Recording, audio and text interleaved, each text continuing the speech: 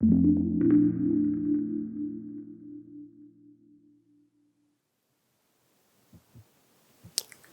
日もお疲れ様です。とっとお米チャンネルマイカです。体育座りからのスタートになってしまいましたが、2度目の手持ちマイクで今回も撮影していきたいなと思いまして、このようなスタイルになっております。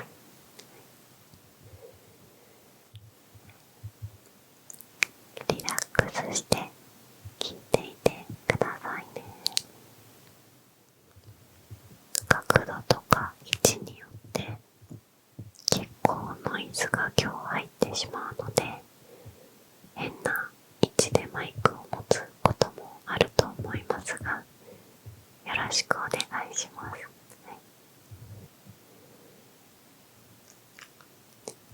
皆さんは普段他人の言動にイライラすることってありますか？私はめったにないです。自分自身のことでネガティブになることはたくさんあるんですけど、他人に対しての怒りの感情は年を重ねてよりコントロールできるようになったかなと思うんですね。先日初めての自己紹介を投稿した際に、生活する中で生まれるネガティブな感情にどのように対処されていますかっていう質問をいただいて、ネガティブの種類によりますねってその時回答しました。疲れて辛くなったり、物事がうまくいかなかったり、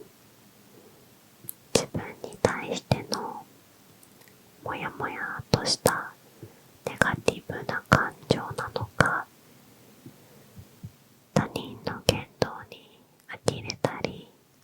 苛立ったり、自分自身のことではないネガティブな感情なのか、前者の自分に対してのモヤモヤの対処法というか、私の考え方はその自己紹介動画でお話ししたのですが、後者については私がいつも実践していることがあるので、近々別の動画でっていうふうにお伝えしていたので、今回はその他人にイライラしないコツというか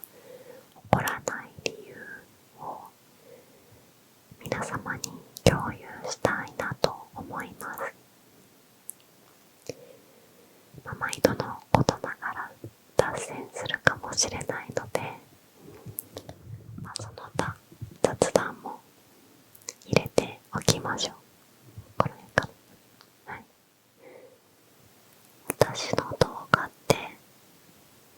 これはまた別の機会にお話ししますっていうことが結構ありますよね。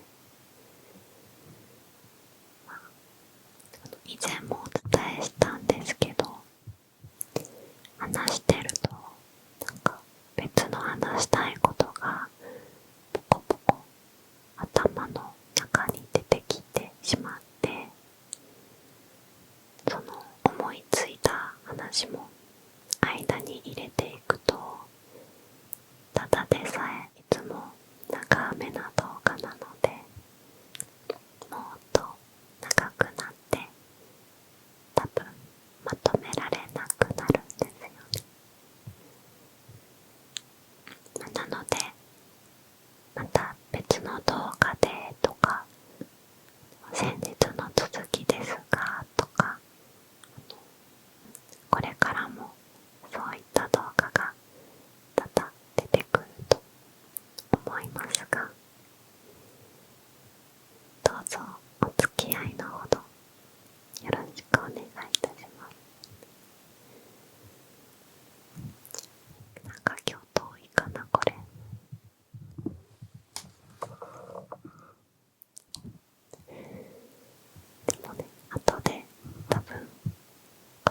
に文字とか入れるから開けとかないといけないから、今日ちょっと透明でよろしくお願いしま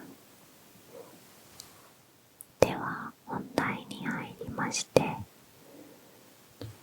前提としてこの考え方で、全てのイライラがすっきりするわけではないですし、私もこう考えればって思ってもコントロールできないことが稀にありますので、こんな考え方もあるんだなぐらいにゆるりと聞いていただければと思います。私がこの考え方に出会ったのは数年前、行きつけの喫茶店でお酒を飲んでいた時です。そのお店はそんなに大きくなくて、いつも常連さんしかいなくって、アットホームな感じなんですね。お昼は喫茶店で、夜はおつまみとお酒でまったり過ごすみたいな。店主が女性でお一人で切り盛りされているんですけど、私の楽しみはその方と話すことで、私の一回りくらい年上の方で、お子さんもいらっしゃるんですけど、そんな風に見えないくらいすっごく可愛らしくて、すっごくなんかハッピーな感じの愉快な方で、毎回必ず友達と2人で行ってワインを頼んで一緒に飲みましょうって言って、いつも 4,5 本は飲んでるんですけど、人生経験も豊富で面白くて、とにかく一緒にいてとっても楽しいお姉さんっていう感じなんですね。ある時その方に、マイカちゃんって絶対人間60回目くらいだよねって言われて、何ですかそれって聞いたら、どうやらあなたは人生何回目かっていう話らしくって、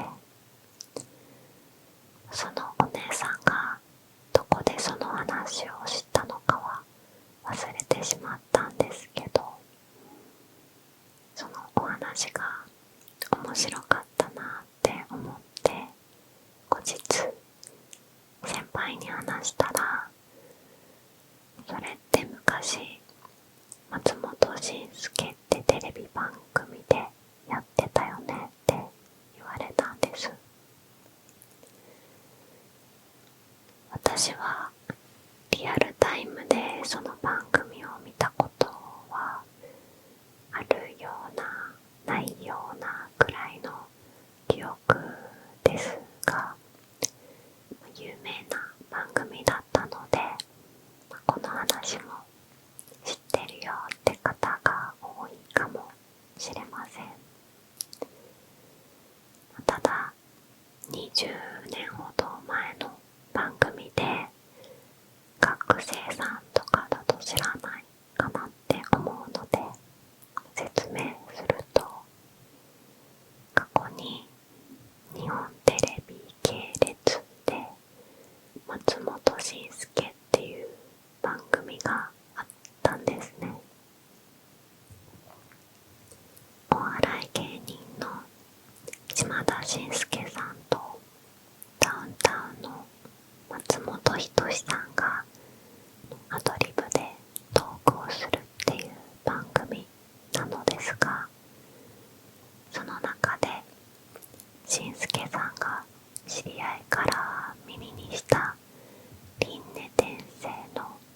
私が今回ご紹介する私が怒りやイライラを抑えるコツです。私はどこの宗教にも属していないですし、人は死ぬと生まれ変わるっていうことを心の底から信じてるわけでもないんですけど、単純にこのお話は面白いなって感じたんですね。しんすけさんの知り合いの方がチベットを旅行した際に前世をすべて覚えている生まれ変わった女の子に出会ったっていうすごくリアルな体験談から始まって、ちょっとその話をかなり端折って、分かりやすい表現に変えつつ、私の拙い関西弁風な喋り方でしんすけさんのお話をお伝えしますね。人っていいことをして徳を積んでったら死んだら生まれ変わんねんって人間に、悪いことをしているやつらは人間になられへんねんって。おそらく俺の考えといろんな人に教えてもらった考えで言うと、書なのかとかあるやろ、四十九日とかあるやろ、あれな、書なのかの間に判断されんねん。裁判があんねん。こいつはどうするか。49日以内に徳を積んだ人間は生まれ変われんねんて。ほんで徳を積んでへん人は他の生き物になってまうねんて。植物かもしれんし。で、生命の数は変わってないっちゅうね。人間の数が増えたら自然のものは減っていく。自然が増えれば人間は減っていく。この人間の数が増えると動物や植物の数が減るけど生命の数は変わらないっていうのが面白い考えだなって思いました。ちょっと違うけど、人間が増えると他の生き物の住む場所が減って自然が少なくなっていくから、なんとなくなるほどって思いました。続いて、マナーを守れない人は初めての人間だという話になります。考えてみ、新幹線の中で使ったらあかんあかんって言うてるのに、どっかの社長みたいなおっさんが大声でわーって携帯で喋って、そういう青おるやろ、あんなおっさん怒ったらあかんってその知り合いが言わはんねん。なんでやって言うたら、人間が初めてなんや、初めてやからしゃあないって。確かにそうちゃう。小学校の時勉強したやんか。授業中、俺もちゃんと準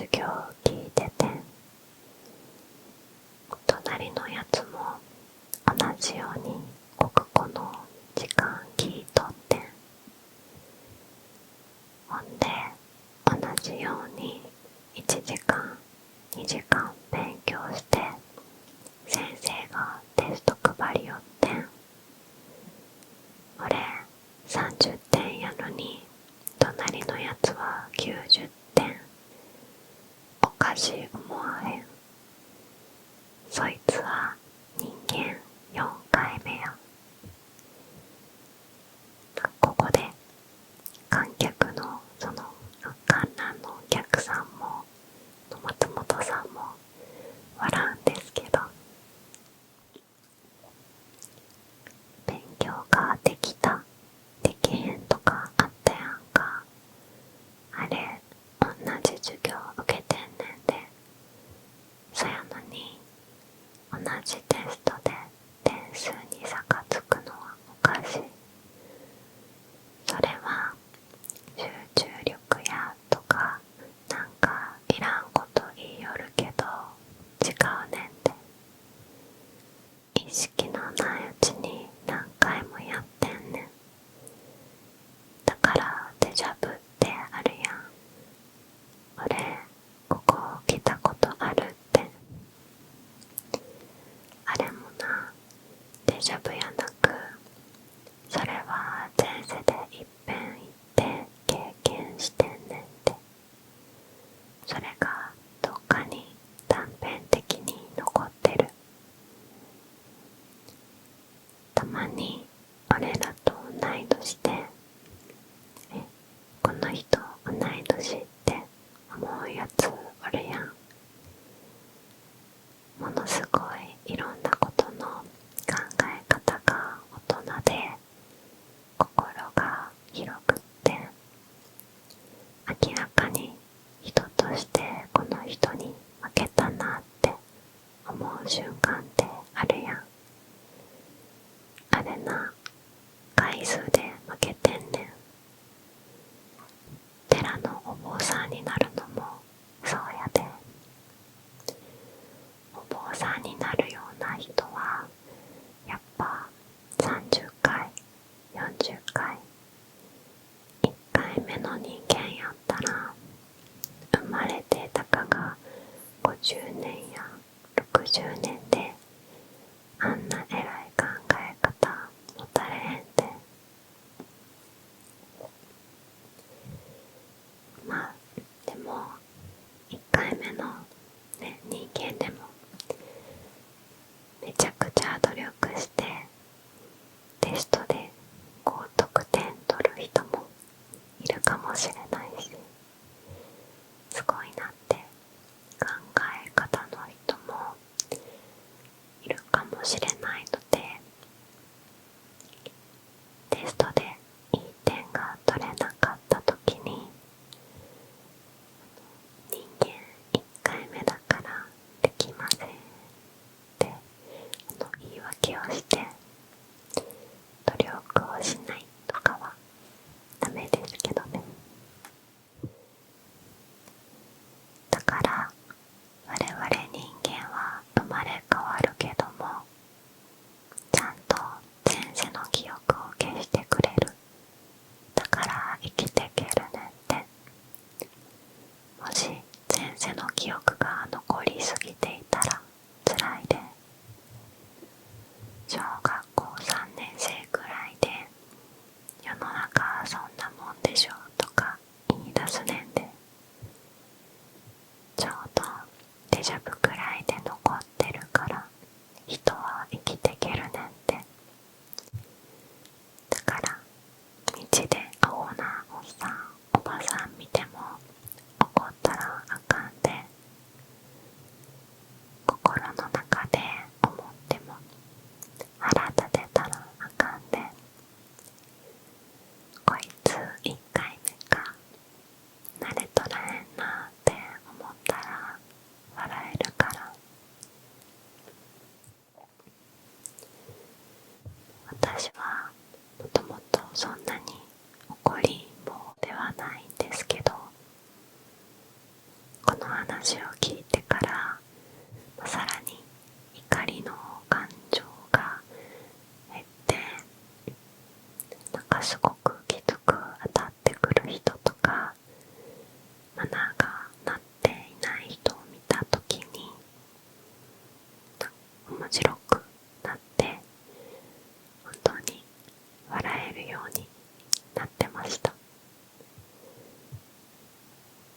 健介さんと松本さんのやりとりで面白かったことをあと一つだけ話すと、お前も多分17、8回目やで。そんなもんすかね。お前結構うまくいってんね。17、8回目やで。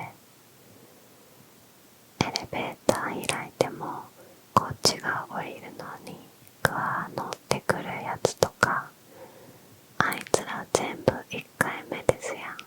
腹立つわ。だから1回目は怒ったらあかんねんて。もう何十回目の僕はね、俺らもう何十回目やから。確かに私は電車でよくそういう経験をしたり目撃しましたね。降りる人がいるのに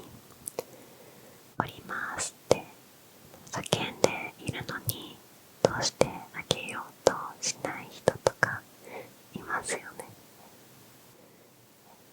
なんでもうって思うけど、きっと前世は雑草とかだったのかなって、動けないのかなって考えるのがいいですね。まあ、ただその冒頭にもお伝えしましたが、全てがねこの考えですっきりするわけではないですし、あと身近な存在には有効ではないかなって思うんですよ。例えば私のお姉ちゃん、人間1回目だから仕方ないよねって思えなくて、やっぱり身近な人は一緒にいる時間が長いから今後もこう思い続けるの嫌だって思うし、それは直した方がその人のためにも絶対にいいって思うことはなおさらね、思ったことはすぐ伝えたくなりますし、私の場合はなので身近な人には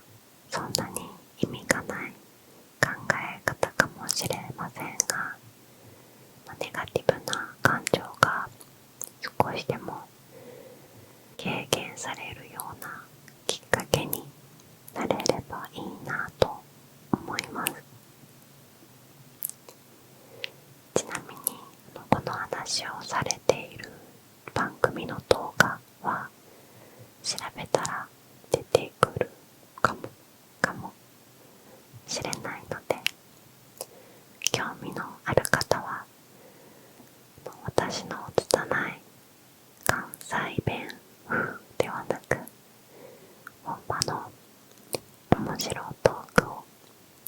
ご覧になってみてください。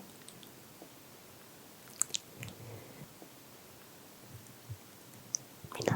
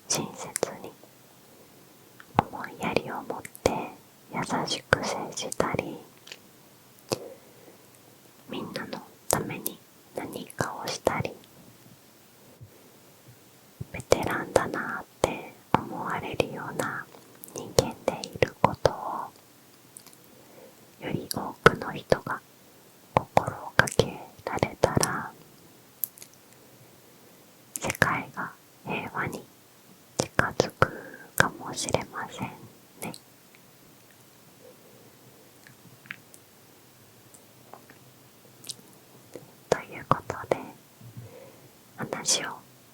無理やりまとめたところで、本日の雑談動画を終わりにしたいと思います。皆様に少しでも癒しをお届けできますように、ゆっくり眠れますように、そして明日も素敵な一日となりますよ